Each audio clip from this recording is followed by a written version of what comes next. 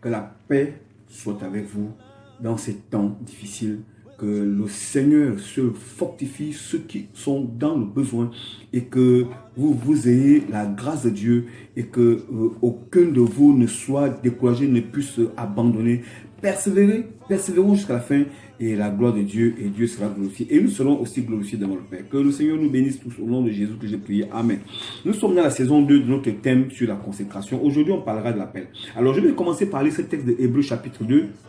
Du verset 4, je vais aller vite, qui dit c'est pourquoi nous devons d'autant plus nous attacher aux choses que nous avons entendues, de peur que nous ne soyons emportés loin d'elles. Suivez bien, car si la parole annoncée par des anges a eu son effet, et si toute transgression et toute désobéissance a reçu une juste rétribution, comment échapperons-nous en négligeant un si grand salut qui, annoncé d'abord par le Seigneur, nous a été confirmé par ceux qui l'ont entendu, Dieu appuyant leur témoignage par des signes, des prodiges et divers miracles, par des dons et par des dons du Saint-Esprit distribués selon sa volonté. Alors, vous voyez, il y a beaucoup de choses qui sont décrites dans ce texte. Et retenez ceci. Attachons-nous aux choses que nous avons entendues.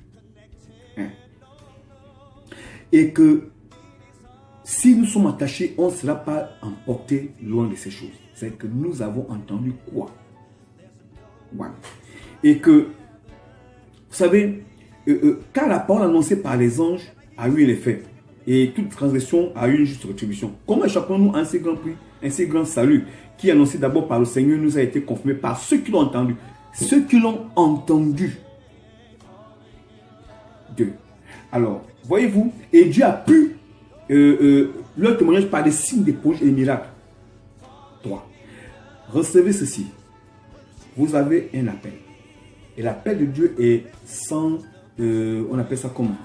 L'appel de Dieu est irrévocable.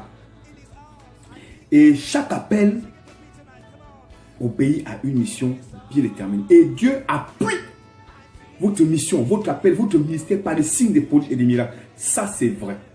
Alors, donc, tout appel, toute consécration, je dirais, commence par un appel. Et l'appel, c'est Dieu qui appelle. Et quand Dieu appelle, il équipe. Et il t'équipe en fonction de tes capacités spirituelles, en fonction de ton degré de foi, ton degré d'attachement. Et voyez-vous, tout appel a un prix. Et nous sommes souvent plusieurs qui jugeons le départ des hommes et surpris de la fin de ces derniers.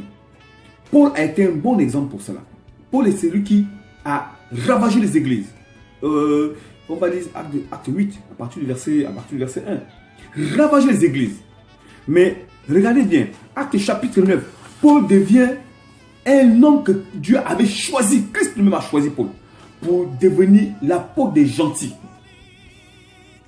Et voyez-vous, quand Dieu appelle, il équipe. Et regardez bien, tout appel commence par la connaissance de Dieu nous concernant. On va le lire dans le livre de Romains chapitre 8, à partir du verset 29, qui dit: car ceux qu'il a connus d'avant, non, Dieu connaît, il les a aussi prédestinés à être semblables à l'image de son Fils, afin que son Fils fût le premier-né entre plusieurs frères. Et ceux qu'il a prédestinés, il les a aussi appelés. Et ceux qu'il a appelés, il les a aussi justifiés. Et ceux qu'il a justifiés, il les a aussi glorifiés. Recevez ceci. Vous êtes appelés.